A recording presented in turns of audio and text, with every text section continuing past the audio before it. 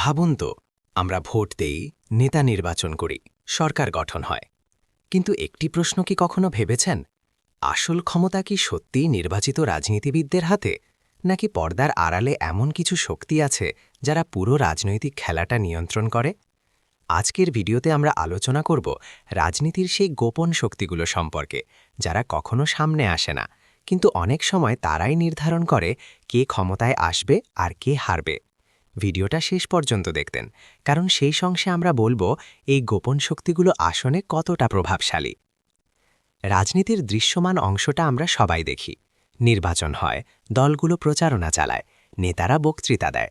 আমরা মনে করি জনগণের ভোটই সবকিছু ঠিক করে, কিন্তু বাস্তব রাজনীতি অনেক বেশি জটিল। অনেক বিশ্লেষক বলেন রাজনীতির আসল ক্ষমতা অনেক সময় থাকে পর্দার আড়ালে। রাজনীতির অন্যতম বড় গোপন শক্তি হল অর্থনীতি ও বড় ব্যবসা। কারণ নির্বাচন করতে লাগে বিশাল প্রচারণা, মিডিয়া ক্যাম্পেইন, সংগঠন চালানোর টাকা। এই অর্থের বড় অংশ আসে বড় ব্যবসায়ী বা কর্পোরেট গ্রুপ থেকে।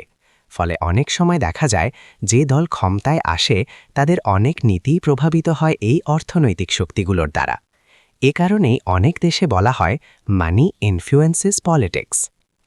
আরেকটি শক্তি হল রাষ্ট্রের স্থায়ী কাঠামো, যেমন প্রশাসন, গোয়েন্দা সংস্থা, সামরিক বাহিনী। সরকার বদলালেও এই প্রতিষ্ঠানগুলো থেকে যায়। অনেক সময় এই শক্তিগুলো রাজনৈতিক সিদ্ধান্তে গুরুত্বপূর্ণ প্রভাব ফেলতে পারে। কিছু দেশে এই বিষয়টাকে বলা হয় ডিপ স্টেট। আজকের যুগে সবচেয়ে শক্তিশালী অস্ত্র হল তথ্য।